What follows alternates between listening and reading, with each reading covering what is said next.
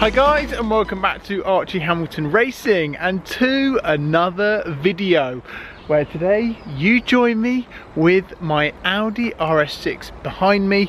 And I've been a little bit offline this week. You would have seen, you might have, if you follow me on Instagram as well, I had an operation, so I haven't been very well, but I am now back and the operation went well, and fingers crossed we have got to the bottom of it. Everything is crossed. I will know more when I get results back next week. But anyway, today it is car based, and we have, obviously, like I've mentioned, the Audi RS6. And what I wanted to do is go in a lot more depth with this car since my ownership, talking about, I've spoken before about costs, but not necessarily costs that it costs to do, but how much I've actually lost money-wise by owning this car. That seems to be a question which everyone seems to be wanting to know if they're buying one or experiencing one. How much do these actually hold their value by?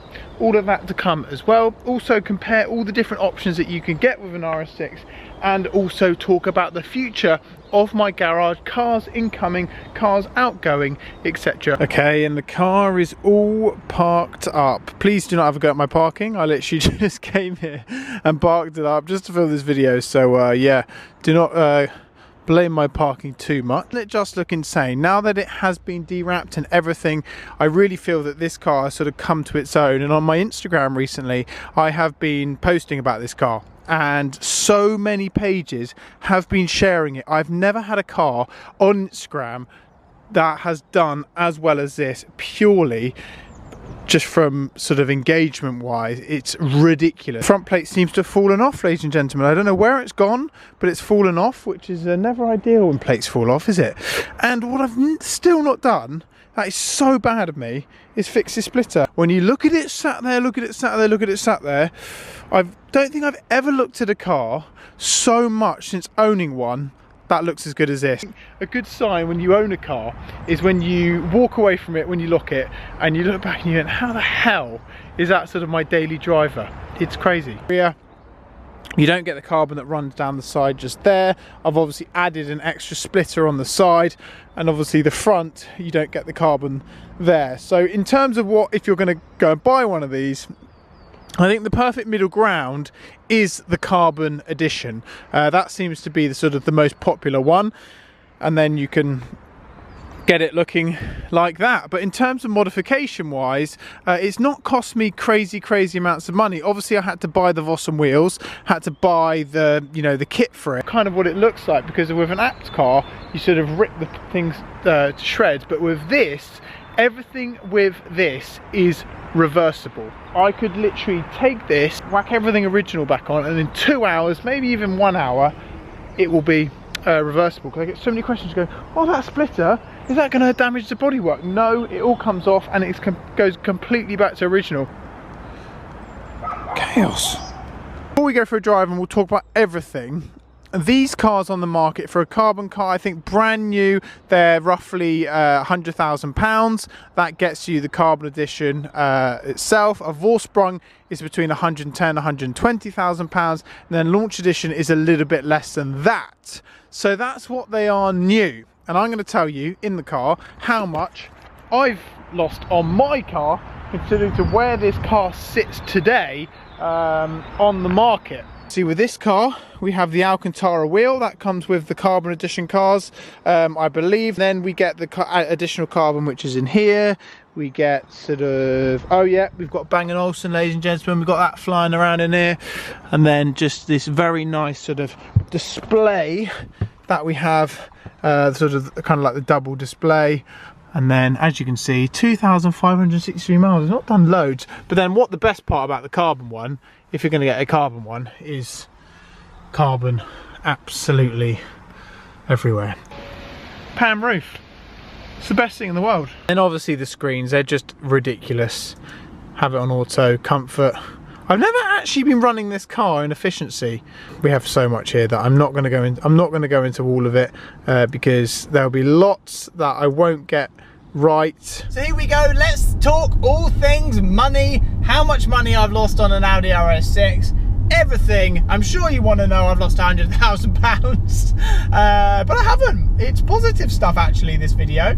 And we'll talk about, I've had trade bids on this car.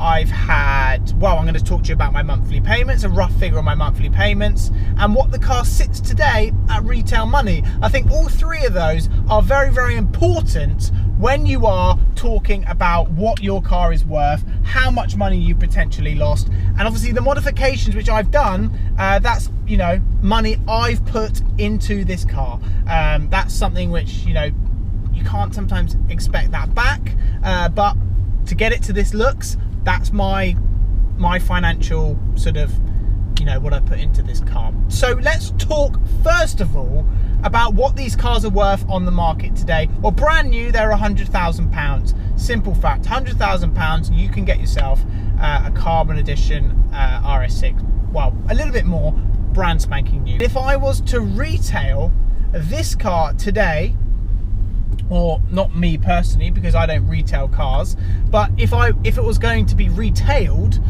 it would be late 90s. It would be under £100,000, but it would be late 90s with this car, which is incredible, really, considering that obviously I bought it brand spanking new, and everything else. Obviously, buying one, put your deposit in, usually 10%, 10-15%.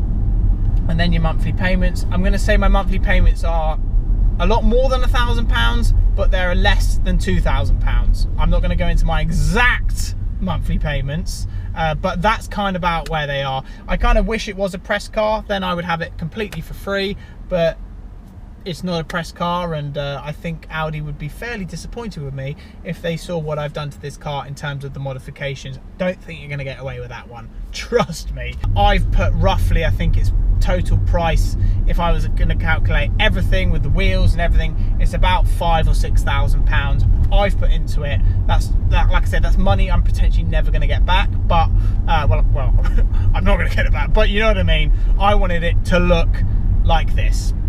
And if you compare it to an apt car at £200,000, which if you drove an Audi Rs6 into apt tomorrow, you would have to spend minimum £50,000 to get your car to look like an apt car. And it's probably even more than that. It's probably £80,000-90,000. So I'm quite happy with that investment which I made to make this car my own and everything else. I like to make cars my own. I like to modify them. If you were going to sell your car tomorrow to a trader, what would I get for this car? Obviously, with the car, it would have to go back to stock. The car would have to go back completely to stock, original wheels, take all the Maxton design kit off it and everything else. And with the 2,500 miles, I'm just about to run out of fuel. Got 15 miles left. Should I brim it and then we'll see how much it costs in fuel as well? We might as well do that while we're on this video. Put it completely back to stock. Take your Vossen wheels off. Take the kit off. £92,000 is a trade bid which I've had on this car before making this video. So that's kind of roughly where it's at. So if I was going to sell the car tomorrow, obviously you have, let's say, your £7,000 loss there and then, in terms of from what you bought the car to, you know, to what it's sold, and then you got your modifications, which, you know, let's say £5,000 or £6,000, 13 plus your monthly payments.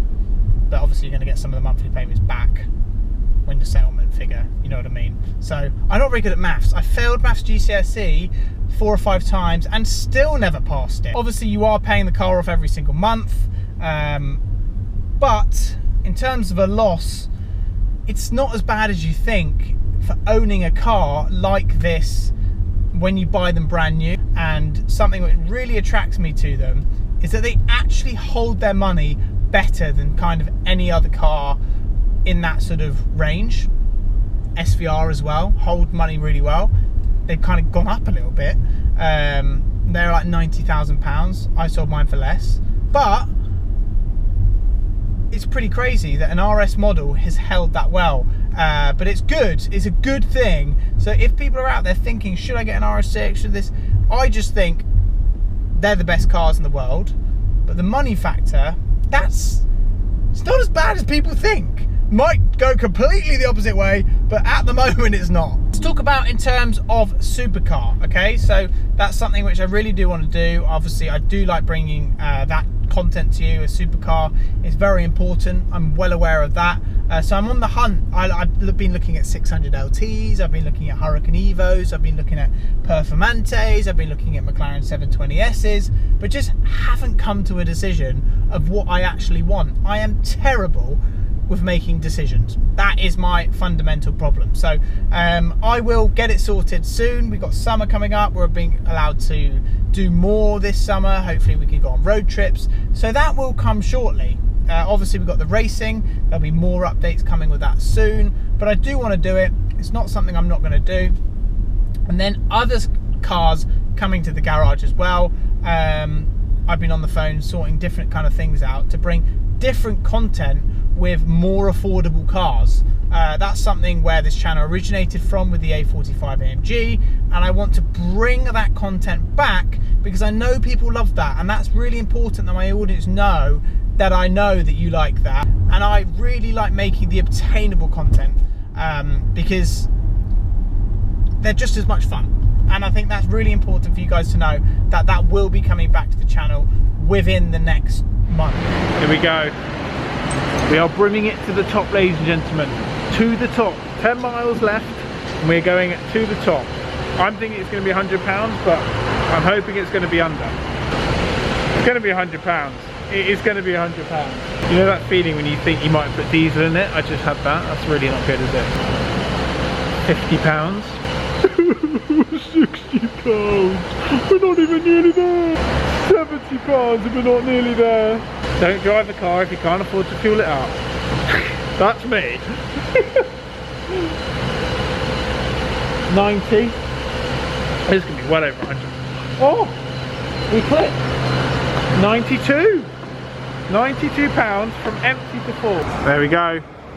To fuel an RS6 from empty to full, £93.61 to get this car. Like I say, this was fully empty. 5 miles left to full. Oh, it does look good in the petrol station. Oh baby, that is the most amounts of fuel I have ever had in this car. I've never brimmed it, ladies and gentlemen. So you've just witnessed a world first